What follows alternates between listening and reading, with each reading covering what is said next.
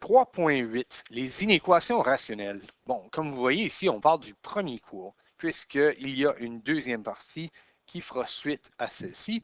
Donc, pour le premier cours, on va essayer de résoudre une inéquation rationnelle.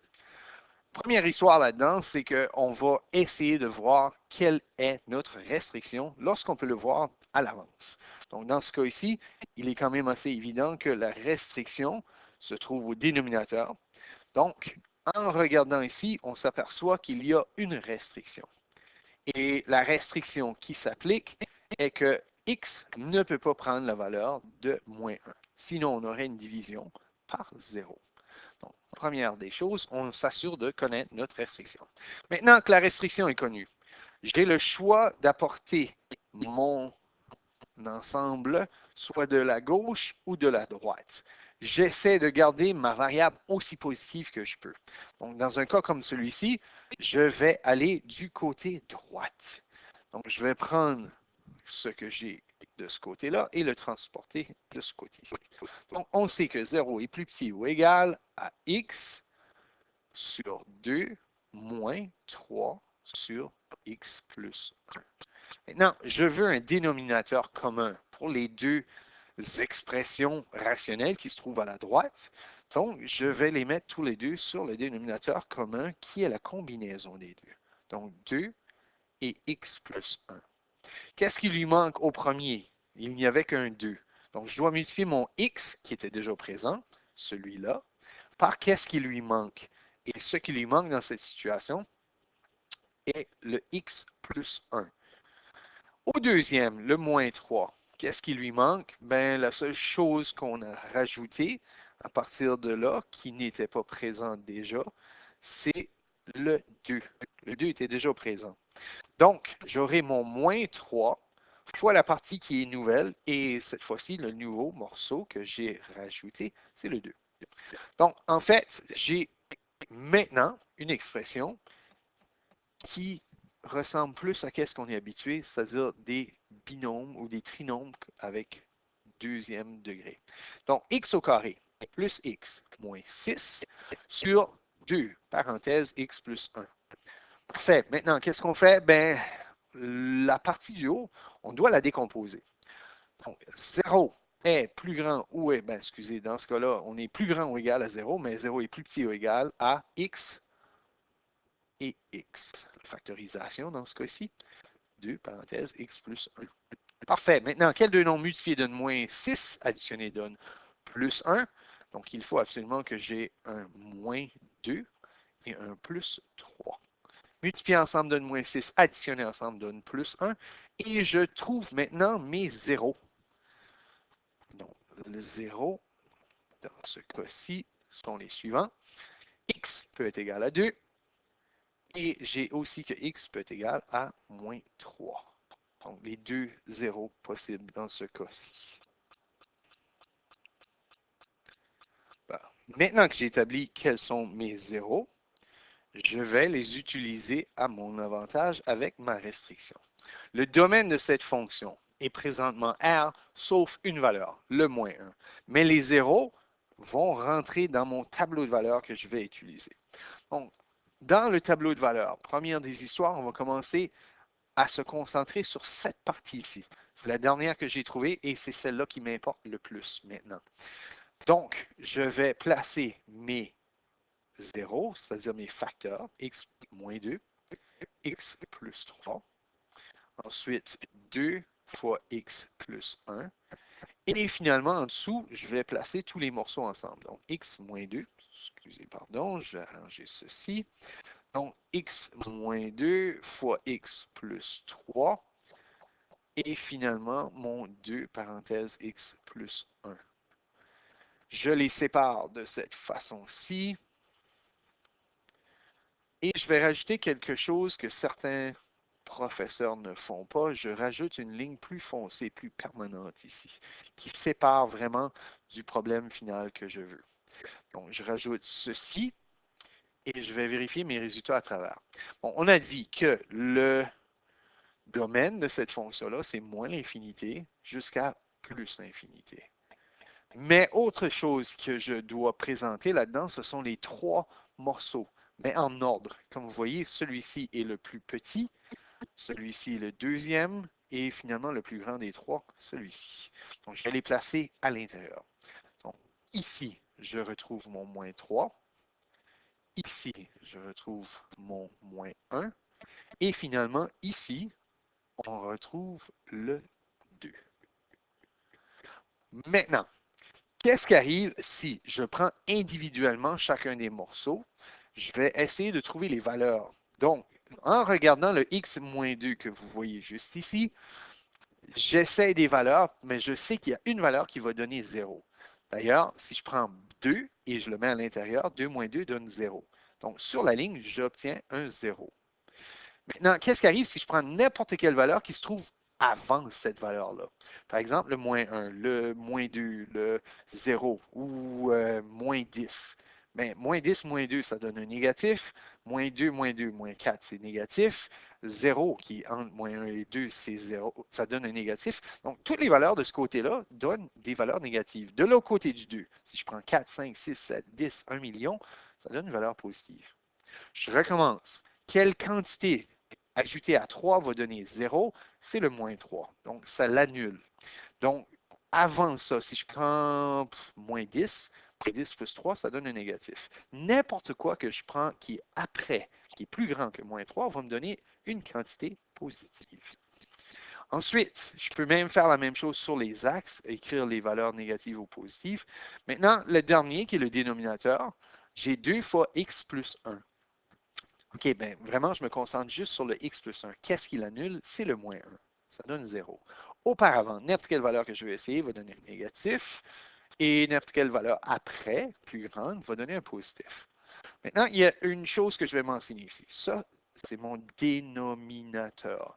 Tandis que l'autre partie avant, les deux autres, ce sont mes numérateurs. Donc, c'est les parties en haut qui peuvent causer des zéros et le dénominateur peut causer une restriction.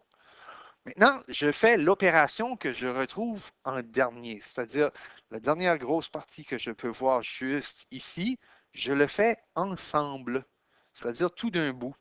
Fait que, qu'est-ce que ça donne si je prends une valeur négative, juste pour vous montrer où est-ce que j'en suis rendu avec ça. Je prends une valeur négative avec une valeur négative, je les multiplie ensemble, ça donne un positif, et je divise avec une valeur négative. Négatif fois négatif, divisé par négatif, me donne un négatif. Je fais ceci. Je suis présentement en train de mettre chacun des morceaux à l'intérieur en tant que signe. Donc, un négatif fois un négatif divisé par un négatif, en fait, va donner un négatif à la longue. Et voilà, ça c'est le premier. Bon, par la suite, je continue à faire exactement la même chose, mais avec ce que j'ai comme signe. Le prochain, c'est un négatif multiplié par un positif, ça donne un négatif, et je divise par un négatif, ça donne un signe positif. Prochain, négatif, positif, positif, négatif, positif, positif, positif, positif. Maintenant, vous avez remarqué les zéros qui existent sur les lignes du moins 3, c'est-à-dire, je regarde ici, présentement, si je suis, qu'est-ce qui se produit juste ici, juste là et juste là, je veux savoir, ça me donne quoi ça, de me mettre des zéros là-dessus?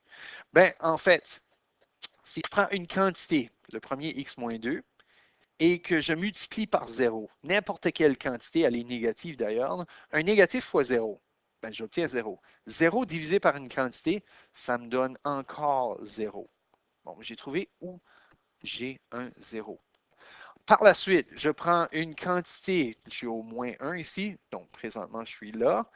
J'ai une quantité négative multipliée par une quantité positive divisée par 0. Oh, oh, oh, je divise par 0. Ça n'existe pas. Une quantité, en fait, en passant, juste m'assurer que ça soit clair, lorsque je mets un E majuscule inversé avec une barre à travers, c'est n'existe pas. C'est ça que ça signifie. Donc, il n'y a pas de solution exactement là. Il n'y a absolument rien. Il y a un trou dans la fonction. Par la suite, je regarde maintenant pour mon 2. Je prends une quantité nulle, 0, fois une quantité positive divisée par une quantité positive. Ça me donne 0. Maintenant, ce qu'on voit, ce sont les signes de la fonction dans n'importe quelle partie de son domaine.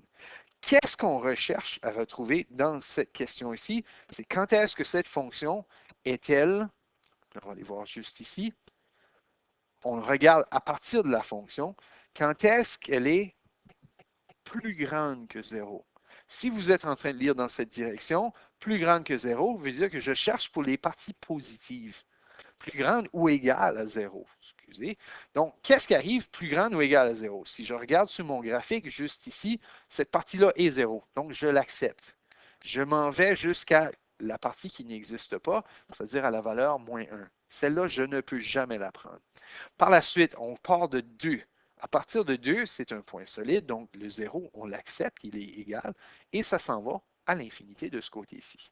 Donc, en fait, notre solution devient beaucoup plus simple à écrire à partir du moment qu'on a fait le dessin. Donc, on va de moins 3 jusqu'à moins 1. Moins 1 n'est pas inclus, mais moins 3, oui. Union, on prend maintenant à partir de la valeur 2 et on s'en va à l'infinité positive. Donc, voici la solution que je recherchais. Donc, dans l'intervalle qu'on vient de trouver comme solution, c'est là que je vais retrouver ma fonction plus grande ou égale à 0. Ou si vous préférez, on recule justement au début à nouveau, c'est lorsque la partie de gauche, celle-ci, sera plus petite ou égale même à la partie de droite qui est de ce côté-là. Donc, c'est exactement dans les intervalles qu'on a trouvé juste en bas ici qu'on aura ces réponses. Et voilà comment on fait pour solutionner. Donc ça, c'était le premier exemple. Maintenant, on va en faire un deuxième, juste pour s'y habituer. Donc, dans la deuxième, on a x au carré plus 7x plus 4 et divisé par x moins 1 est plus petit que 2x moins 2 sur x moins 1. Donc, une des premières histoires là-dedans, remarquez qu'il semblerait y avoir un dénominateur commun. Donc, le dénominateur commun, il est x moins 1, qui veut dire aussi que j'ai déjà ma restriction. Donc, restriction, elle est x ne peut pas prendre la valeur de 1. Donc, il est très important de commencer si on peut, parce que des fois, on ne peut pas, on doit travailler un peu pour aller chercher. OK, on a trouvé notre restriction. Par la suite, qu'est-ce qu'on fait? On décide de quel côté, gauche ou droite. J'ai un x carré positif du côté gauche, c'est-à-dire de ce côté ici. Puisque le x carré est positif de ce côté-là, je vais emporter tout le monde de ce côté. Donc, ça va me donner la nouvelle expression, ou je devrais dire inéquation, suivante. X au carré, 7x moins 2x, puisque je change de côté, me donne 5x. 4 plus 2 me donne un total de 6. Ben, j'ai quasiment déjà fini. Maintenant, est-ce que je peux factoriser la partie du haut? C'est-à-dire la décomposer, oui. Deux nombres multipliés donne 6, additionnés donne 5.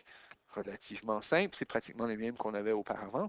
Donc, plus 2 et plus 3. Et c'est plus petit que 0. Donc, je vais me concentrer sur cette partie-ci pour essayer de solutionner. Maintenant que j'ai établi, j'ai besoin de savoir c'est qui mes zéros. Donc, les zéros, dans un cas comme celui-ci, sont les suivants. X peut être égal à moins 2. X peut être égal à moins 3. Maintenant, la partie de la construction du tableau de signes.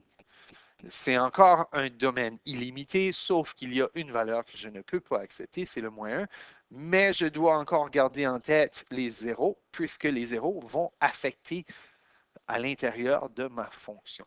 Donc, les morceaux, encore une fois, sont x plus 2, x plus 3, x moins 1, et je n'oublierai pas la fonction entière, donc x plus 2, x plus 3 et x moins 1. Bon, maintenant, je sépare chacune des sections. Je sépare encore plus fort celle-ci pour me dire que, regarde, c'est ici que je vais regarder pour trouver mes solutions. Donc, ça va de moins l'infinité à plus l'infinité. On a trois valeurs, dont la plus petite est moins 3, donc c'est la première que je vais inscrire. La deuxième, c'est moins 2. Et puis la dernière étant 1. Je sais qui cause les zéros, d'ailleurs je vais les inscrire. X plus 2, le 0 est causé par le moins 2. x plus 3 est causé par le moins 3, x moins 1 est causé par le plus 1. Les signes, normalement, avant moins 2, si j'essaie moins 3 et ainsi de suite, ça va me donner des valeurs négatives. De l'autre côté, ça me donne des valeurs positives. Avant moins 3, pour le x plus 3, va donner un négatif. Et tous les autres valeurs dépassées vont me donner un positif. Moins 1, x moins 1, si j'essaie n'importe quelle valeur qui est en dessous de 1, va me donner des négatifs et de l'autre côté positif. Bon, pour ceux qui demandent, est-ce que c'est toujours du côté gauche les négatifs, le côté droit les positifs? Oui. Si le x ici en avant se trouve à être positif, la tendance devrait être pas mal la même. Bon, maintenant, que j'ai établi, qu'est-ce que je fais maintenant? Ben, je dois essayer de trouver les valeurs individuelles. Un négatif fois un négatif. N'oubliez pas, ces deux ici sont les numérateurs, les parties du haut. Ils peuvent causer des zéros. La partie du dénominateur peut causer des impossibilités, des n'existent pas, des divisions par zéro. Donc, un négatif fois un négatif divisé par un négatif donne un négatif. Un négatif fois zéro. Oh, OK, zéro et divisé par une quantité, ben, ça va donner quand même zéro. Un négatif fois un positif fois un négatif, ça donne un positif. 0 fois une quantité positive divisée par un négatif, ça donne quand même 0. C'est les numérateurs, c'est les parties du haut. Positif fois positif divisé par négatif donne négatif. Et finalement, positif fois un positif donne un positif. Et j'ai oublié un petit dernier. Je multiplie une quantité positive par une quantité, là je suis ici, par une quantité positive ici, et je divise par 0. Je ne peux pas diviser par 0, ça n'existe pas. Maintenant, qu'est-ce que je cherche dans ce problème ici? Je veux découvrir où est-ce que ma fonction, je la lis dans ce sens-là, est plus petite que 0. Bien, plus petite que 0, c'est les négatifs. Mais c'est strictement négatif. Donc, on n'accepte pas les zéros. Qui veut dire que je veux cette section ici, mais je n'accepte pas un 0. Je ne prends pas celui-ci, je m'en vais dans cette direction-là, je prends celui-ci et je n'accepte rien d'autre. Donc, c'est des points ouverts partout, qui veut dire que c'est des intervalles ouverts.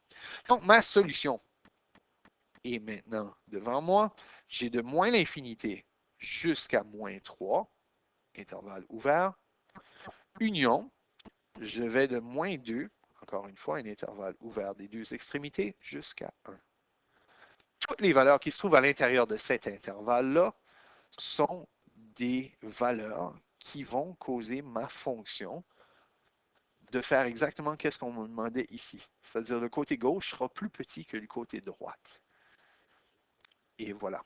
C'est la façon qu'on utilise un tableau de valeurs pour résoudre des inéquations rationnelles.